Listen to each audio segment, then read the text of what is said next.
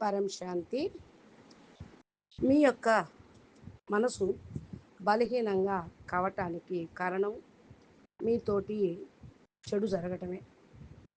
ఎందుకంటే మీరు స్వయం శరీరంగా భావిస్తూ ఉండటం వల్ల శరీరం కూడా ఎఫెక్ట్ అవుతూ ఉంటుంది.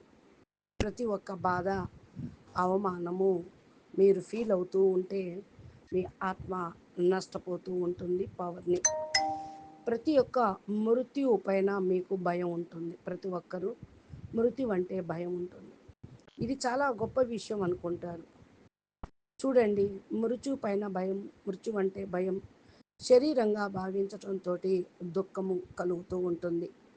బాధ, చింత, టెన్షను ఇవన్నీ కూడా మిమ్మల్ని దుఃఖదాయిగా అవుతాయి. నేను దివ్యాత్మను, చైతన్యమైన ఆత్మను, పరమాత్మను అని అప్పుడు అనుకుంటే మీ మనసు శక్తిశాలిగా అవుతూ ఉంటుంది.